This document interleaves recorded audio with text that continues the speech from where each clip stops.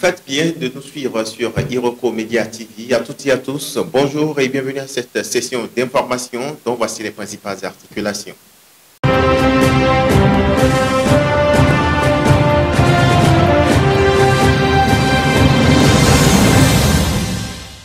Et nous démarrons par le Burkina Faso. Là-bas, on en vient à cette actualité relative à la nomination d'un Béninois à la tête de l'Organisation des Nations Unies en tête donc du Burkina Faso. Et bien, l'Organisation des Nations Unies a nommé le lundi 25 août 2025 le Béninois Maurice Azonapo au poste de coordonnateur résident par intérim au Burkina Faso.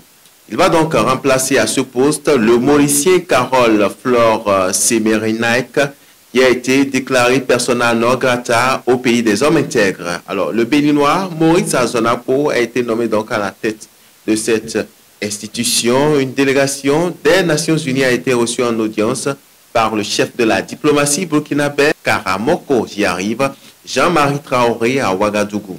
Conduite par le directeur régional de l'ONU pour l'Afrique, justement Yakubu Ali Diallo Ilo. La délégation onusienne, j'allais dire, a abordé les perspectives de la coopération entre le Burkina Faso et le système des Nations Unies. La récente décision des autorités de Ouagadougou de déclarer persona non grata la coordonnatrice résidente était également au menu de la discussion. En fin de compte, le commissariat des Nations Unies pour les réfugiés a donc misé sur l'expérience et la connaissance du contexte burkinabé et également du Béninois Maurice Azonapo qui constitue pour eux un atout majeur et indéniable pour assurer une continuité sans interruption de coopération selon l'ONU. Et dans le reste de l'actualité, on prend cette fois-ci la direction de la Guinée-Bissau avec cette actualité relative au mal en point du Premier ministre Barima, justement Camara, qui est évacué en urgence. Oui, le Premier ministre de la Guinée-Bissau, Barima Camara, a été donc évacué d'urgence le lundi soir vers Dakar. C'est à la suite d'un malaise survenu juste après sa prestation de serment comme membre du Conseil d'État. Son état jugé préoccupant mais stable a nécessité donc une prise en charge immédiate et médicale spécialisée.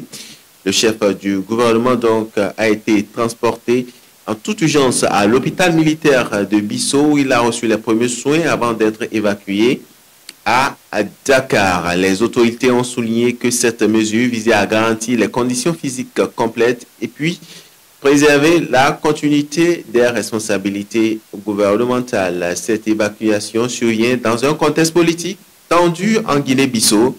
En effet, les tensions institutionnelles récentes s'observent à quelques mois de l'élection présidentielle de novembre 2025, à laquelle le président Embalo Sissoko est candidat. On va terminer, fidèles amis internautes de Iroko Media TV, par cette toute dernière actualité. Et cette fois-ci, on prend la direction, oui, de la Côte d'Ivoire avec Alassane Ouattara qui a déposé donc son dossier de candidature pour, on se souvient, un 4e mandat. Au dernier jour des dépôts de candidature, Alassane Ouattara donc a choisi de se rendre à la Commission électorale nationale indépendante CEI pour déposer son dossier de candidature à la présidentielle du 25 décembre 2025. Le président sortant était accompagné des cadres du RHDP alors qu'il, justement, militait pour le parti et ont organisé une longue procession dans les rues d'Abidjan. Citation, je viens de déposer devant la commission électorale indépendante mon dossier de candidature à l'élection présidentielle du 25 octobre. Je l'ai fait en réponse à l'appel de mon parti, le RHDP, et à l'appel de nombreux Ivoiriens et Ivoiriennes qui souhaitent que nous poursuivions ensemble le chemin de la paix, de la stabilité et du développement de notre pays depuis plusieurs années, a déclaré Alassane Ouattara. Fin de cette session d'information sur votre chaîne préférée. Merci à toutes, merci à tous de nous avoir suivis. Le prochain rendez-vous, c'est dans l'après-midi. D'ici là, portez-vous bien.